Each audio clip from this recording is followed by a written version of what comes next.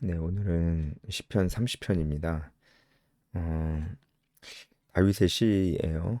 성전 낙성가라고 돼 있는데 이게 시편에는 이렇게 그 앞에 제목처럼 나와 있는 게 있잖아요. 이걸 표제라고 하는데 어, 그 이 표제는 이제 이 후대들이 그 시편을 정리하는 과정에서 이제 그 붙인 것입니다. 그런데 사실 여기 표제는 좀 그 오류가 있어요.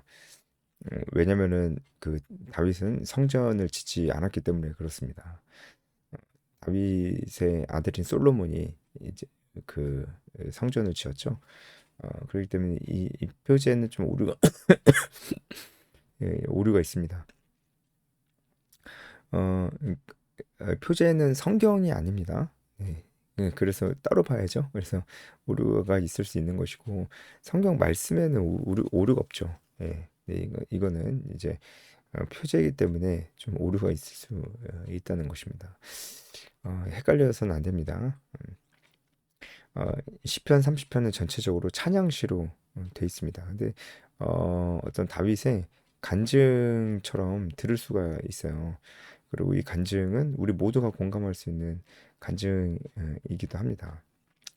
어, 일단 1절, 5절 앞부분 그리고 6절부터 마지막까지 이렇게 뒷부분으로 좀 나눌 수가 있는데 1절부터 좀 보면 여호와여 내가 주를 높일 것은 주께서 나를 끌어내사 내 원수로 하여금 나로 말미암아 기뻐하지 못하게 하심이니이다. 이렇게 돼 있는데요. 어, 여호와여라고 하면서 또 시작을 합니다. 이 여호와라는 이름이 의미가 있다고 했죠. 그냥 하나님을 부르는 게 아니고 하나님의 언약을 기억하면서 부르는 겁니다. 어, 이 언약의 하나님 이렇게 부르는 것이죠. 어, 이제 다윗의 마음은 주를 높일 것은 다윗의 마음은 주를 이제 높이고자 하는 마음이에요. 그 이유는 하나님께서 나를 끌어내 주셨기 때문입니다. 여기서 끌어내사라는 이 말은 어, 아주 치명적인 어떤 상황 속에서 뭐 죽음이나 아니면 치명적 질병이나 그런 상황 속에서 건져 주셨다는 의미예요. 그러니까 이것만 봐도 다윗이 굉장히 어려운 상황에 있었었다라는 것을 알 수가 있어요. 그런 상황에서 하나님이 나를 이끌어 주셨다. 그런 일이 있었던 거죠, 다윗에게. 그걸 생각하면서 하나님을 높여 드리는 겁니다. 하나님께 감사를 드리고 하나님 찬양하는 겁니다. 근데 그때 이게 어떤 육체적인 질병과 어떤 그 육체적인 어려움만 있었던 게 아니고 그 내 원수들이라고 하는 거니까 나를 미워하는 대적들입니다. 원어로 보면은 나를 미워하는 대적들인데 이 군사적으로도 좀 어려움에 있었던 것 같습니다. 이게 구체적으로 어떤 상황인지는 몰라요. 그런데 군사적으로도 좀 어려운 상황에 다윗의 생명이 위협받을 수 있을 만한 아주 어려운 상황이 있었던 것 같습니다. 육체적으로도 질병이 있고 나라적으로도 군사적으로도 지금 어떤 위태로운 상황이 있었다라고 하는 것은 진짜 다윗이 내가 살아남을 수 있을까 이런 생각을 할 수 있을 만큼 큰 고난 가운데 있었다라고 하는 거예요. 근데 그때 하나님께서 어, 끌어내어 주셨다는 거예요. 육체적 질병에서도 건져 주시고 이런 대적들이 어, 그 생명의 위협 속에서도 어, 그 원수들이 기뻐하지 못하게 하셨다고 하니까 건져 주신 것입니다. 2절 여호와 내 하나님이여 내가 주께 부르짖으며 나를 고치셨나이다. 어, 이 부르짖어 도움을 구한 거죠. 이 부르짖음은 굉장히 이제 간절하게 부르짖는 것을 얘기합니다. 그러니까 이 고통 가운데 있을 때 다윗이 절체절명의 위기 가운데 있을 때 하나님을 간절하게 찾고 기도했다는 것을 알 수가 있어요. 진심으로 하나님께 기도하고 하나님을 의지했다는 것을 알 수가 있어요. 그랬더니 하나님께서 그를 건져 주신 겁니다. 3절 여호와여 주께서 내 영혼을 수월에서 끌어내어 나를 살리사 무덤으로 내려가지 아니하게 하셨나이다. 그래서 내 영혼을 수월에서 끌어냈다고 했는데 이 스올은 뭐 보통 무덤을 그 얘기합니다. 그러니까 다윗이 무덤에 묻혔다가 다시 살아났다는 얘기가 아니고 그만큼 죽을 만한 병에 걸렸었는데 하나님이 살게 해주셨다는 겁니다. 그래서 같은 표현을 반복하는데 나를 살리사 무덤으로 내려가지 아니하게 하셨나이다. 그러니까 그 무덤에 내려갈 만한 그런 병이었던 것 같아요. 그런데 하나님께서 다시 회복시켜 주셨다라는 그런 찬양을 하고 있는 겁니다. 4절 주의 성도들아 여호와를 찬송하며 그의 거룩함을 기억하며 감사하라. 이게 지금 다윗이 혼자만 찬양하는 게 아니고 다른 사람들도 함께 찬양해야 된다. 그렇게 얘기를 하고 있는데 주의 성도들아 이렇게 얘기합니다. 여기서 성도는 하나님의 자비하심을 입은 자들이라는 뜻입니다. 원어적 뜻이 하나님의 자비하심을 입은 자들아 이렇게 얘기를 하는 겁니다. 그러니까 다윗이 보기에는 하나님께서 이렇게 은혜를 주신 것들, 이런 고통과 절제절명의 위기 속에서 이렇게 다시 솟생케 하시고 건져주시는 이런 하나님의 은혜가 다윗이 생각하기엔 자기 자신에게만 있는 게 아니에요. 이게 다른 사람들에게도 다 있는데 그 다른 사람들은 누구냐면은 성도들입니다. 그러니까 하나님을 믿는 모든 자들이 바로 다 자기와 같은 은혜를 입은 것이구나. 나만 이 은혜를 입은 게 아니구나. 꼭 이런 간증이 있어서 이런 은혜를 입었다 이렇게 얘기할 수 있는 게 아니고 성도면은 그러니까 하나님의 백성이면은 다 이런 은혜를 입은 거구나. 원래 죽어야 되는데 대적들에게 둘러싸여 죽든 아니면은 질병에 걸려 죽든 어쨌든 죽었어야 되는데 다시 살려주신 것입니다. 이게 분명히 지금 다윗이 하나님께서 이전에 이스라엘 백성들에게 하셨던 그 일들을 기억하면서 지금 이렇게 주의 자비하심을 입은 자들아 하나님 찬송해라 이렇게 얘기하고 있을 것입니다. 이스라엘 백성들 원래 다 죽고 멸망당할 만한 그런 민족이었잖아요. 뭐 대표적으로 애굽했을 때 그랬잖아요. 그렇죠? 그래서 막 2살 아이, 2살 아래 아이들을 막 바로가 다 죽이기도 하고 이제 그런 일도 있었고 이스라엘은 사실 너무나 약하고 멸망당할 만한 그런 운명이었는데 하나님이 그 이스라엘을 건져 주셨잖아요. 다윗도 같은 운명이었는데 하나님 건져 주셨잖아요. 그래서 하나님 찬양을 하는데 다윗이 생각해 보니까 아, 이런 하나님의 그 자비하심, 여기서 지금 헤세드가 쓰였습니다. 헤세드. 하나님의 자비하심이 자기에게만 있는 게 아니고 우리 모두에게 있는 것이구나. 야, 당신들도 이런 은혜를 받았어. 야, 우리가 다 받았어요. 이 은혜를. 우리 같이 찬양해야 돼. 하나님이 하셨잖아. 하나님이 우리가 원래 죽어야 되는데 멸망당해야 되는데 하나님이 우리를 건져 주셨잖아. 지금 이 얘기를 하는 겁니다. 그러니까 여호와를 찬송해야 된다. 여호와를 찬송해야 됩니다. 그의 거룩함을 기억하며 감사하라. 옛날 성경에는 그의 거룩한 이름을 감사하라. 이렇게 나와 있었어요. 그런데 이 이름이 사실은 어, 원어적으로는 이제 기억이라는 뜻입니다. 그래서 이제 개정 성경에는 이제 그의 이름, 그의 거룩한 이름이라고 하지 않고 그의 거룩함을 기억하며 감사하라 이렇게 더 원어에 가깝게 바뀌었습니다. 그의 거룩함을 기억하며 감사하라가 맞습니다. 예. 근데 그의 이름을 그 이름에 감사하라도 사실 맞아요. 하나님의 이름이라고 하는 하나님의 이름 안에는 모든 것이 다 내포되어 있으니까요. 하나님께서 우리를 위해서 행하셨던 일들, 하나님께서 하셨던 말씀, 하나님 어떤 분이신지 다 그 이름이라는 그 명사 안에 다 들어가 있기 때문에 어떤 표현을 써도 맞는 말이지만 이 표현이 기억이라는 표현이 우리가 더 이해하기 쉬운 것 같아요. 그러니까 그의 거룩함을 기억하며 감사하라. 이 거룩함을 기억하라는 게 뭐냐면은 하나님께서 하셨던 일들을 기억하라고 하는 거예요. 하나님께서 누구를 위해서 이스라엘을 위해서 하셨던 일들, 야, 당신들을 위해서 하셨던 일들을 기억해라 이겁니다. 야, 우리를 위해서 하셨던 일들을 우리가 한번 기억해 보자. 이거 어마어마해. 어, 나한테만 하신 게 아니라니까. 우리 모두에게 하셨다는 거. 그 우리가 기억해야 돼. 지금 그렇게 얘기를 하는 겁니다. 근데 그거 기억하면은 반드시 당신들도 나와 같은 고백을 할 거야. 감사합니다. 하나님 높여드립니다. 하나님 정말 이게 그냥 이거는 진짜 경험에서 나오는 거예요. 진짜 우리가 막 습관적으로 막 하나님 높여드립니다. 뭐 습관적으로 뭐 그런 게 아니고 진짜 경험에서 나오는 거예요. 하나님이 하나님 진짜 그 하나님이 위대하십니다. 하나님 너무 감사합니다. 이렇게 지금 고백을 하는 겁니다. 그렇게 고백을 하는 겁니다. 그래서 이제 5절을 보면은 그 노염은 잠깐이요 그 은총은 평생이로다. 이 5절부터는 좀 아닙니다. 5절까지 미안합니다. 예. 5절까지 그 전반부입니다. 그의 노염은 잠깐이요 그의 은총은 평생이로다. 저녁에는 울음이 깃들지라도 아침에는 기쁨이 오르다. 예. 그의 노염은 잠깐이요 그의 은총은 평생이다. 그의 노염이라는 게 뭘까요? 이제 하나님께서 노하실 때는 언제나 인간의 죄 때문에 노합니다. 그러니까 다윗에게도 노하셨다는 거예요. 그러니까 왜 그랬겠어요? 다윗이 죄를 지었거든요. 그 죄가 뭔지 이제 6절부터 나옵니다. 근데 사실 죄에 대해서 하나님께서 노하시면은 거기에 대한 대가를 치러야 되잖아요. 죄는 대가를 치러야 됩니다. 그게 맞는 겁니다. 그런데 죄의 대가는 하나밖에 없어요. 죄의 대가는 죽음밖에 없습니다. 근데 다윗이 죽지 않았잖아요. 어, 대신에 다윗이 큰 고통 가운데 있었습니다. 이것은 하나님께서 다윗의 죄에 대한 대가를 치르게 하신 게 아니고 다윗의 다윗에게 징계를 내리신 거죠. 징계의 목적은 회복입니다.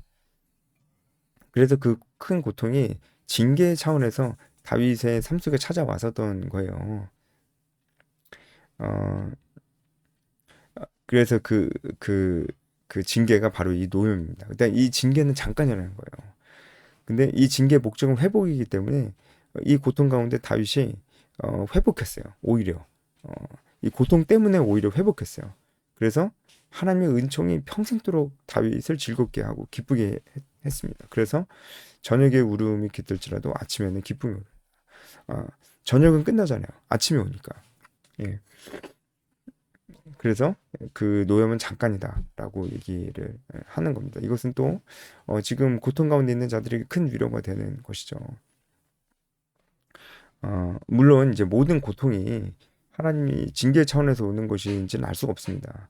징계 차원에서 오는 것일 수도 있고 우리가 그냥 일반적인 차원에서 이 땅 전체가 다 죄로 인해서 물들었기 때문에 죄가 가지고 오는 일반적인 저주가 있어요.